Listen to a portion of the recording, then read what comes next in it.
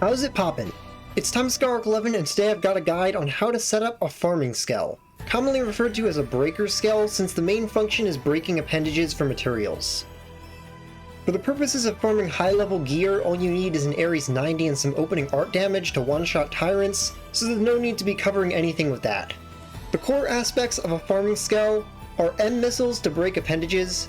These Skell weapons will hit all appendages on the target rather than just the one appendage you're aiming at. This lets you break all appendages at once instead of one at a time, including appendages you normally can't target in a Skell at all. Skell armor with attribute damage boosts to increase the overall damage of your missiles, and Crush APPEND augments to increase damage to the HP bars of appendages and break them faster. I'll be going over how to set up the build, additional options for more uses, and how to use it. To start with getting the weapons, as a baseline for this, it's assumed you'll already have an endgame ground build to quickly take out generic enemies with. You'll want to equip Cycle Launchers and the art Heroic Tail from Neil Nail's Affinity missions, which lets you raise enemy level resulting in better gear drops, and have party members with Treasure Sensor. What you'll be farming are Judge Pugilists in the Ganglion and Metropolis north of FN 505. There are other sources of what we're looking for, but this is the easiest and most efficient. Begin by engaging the Pugilists with auto attacks, then use Heroic Tail with quick cooldown to get the higher debuff tier from secondary cooldown. If you open the fight with Heroic Tail, you won't get secondary. This will bring them from level 55 to 61. Starting at level 61, Skell weapon drops are guaranteed to be the highest tier of 60 for the highest attack stats and traits. The drops that you want are either the Sakuraba M missile with SA in the title and thermal attribute, or the Meredith M missile with ME in the title and beam attribute. The Meredith version is much better for a higher hit count and a good damage bonus, but you can make it work with either one. We specifically want ones that drop with the trait Missile Mag. This increases the number of shots fired, allowing for a more even spread of hitting every appendage to break them all at once. If you wait until after Chapter 13, you'll only need to get one of these with the trait since you can just use quick cooldown to spam it as much as you want.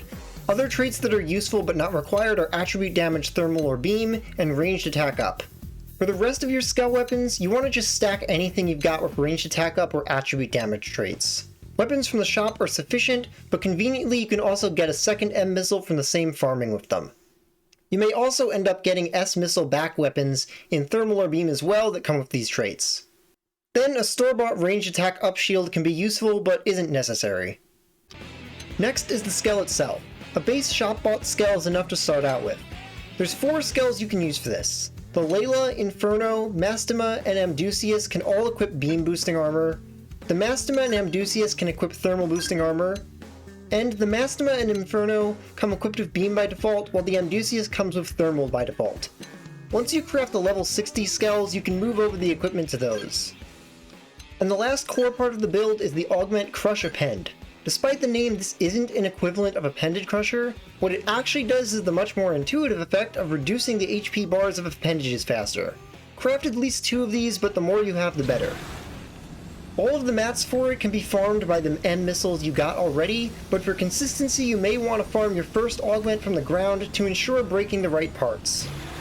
The best spot I know of for Sapphire Horns is this small island off the south coast of Noxlum. There's enough Xiphias here to get horns for 3 augments within just a couple respawns.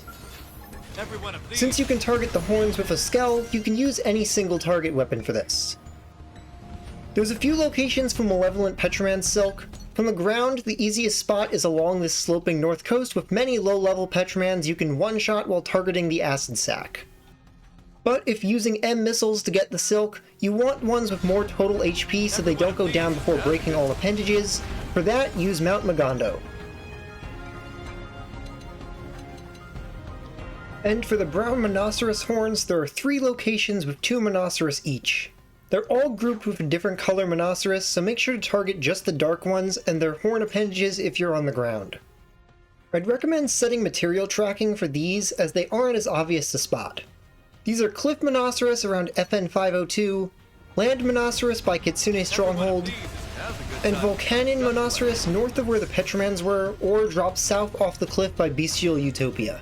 Crush APPEND is the only augment that you need, but you may also want to craft some cheap ranged accuracy augments to ensure consistency. I would highly suggest that you equip your Breaker Skell to a party member to make it very simple to swap to anytime you want from the party menu, rather than going to the barracks for registering Skells. I have mine equipped to HB because he is superior. Once you have the setup, all you need to do is go around whatever the best farming spot is for the materials you're looking for to craft anything else, and spam the heck out of the Y button on your Missile Mag M missiles, and then just watch those materials come pouring in. Additionally, you can use the stat stick weapons such as S missiles or R cannons for taking out enemies that don't need apps broken. R cannons are particularly good for this due to their speed and long range. There might already be videos out there on R cannons and the farming locations for other notable scale weapons, but if anyone's interested in more guides for weapon or augment farming locations, let me know and maybe I'll make some more on those. If you want guides going over the mechanics of appendages, Frontier Nav, or various other things in Xenoblade X, then take a look at my guide playlist on the left, or check out my art of Xenoblade characters and Skells on the right. So, see you next time! I'm getting fired up!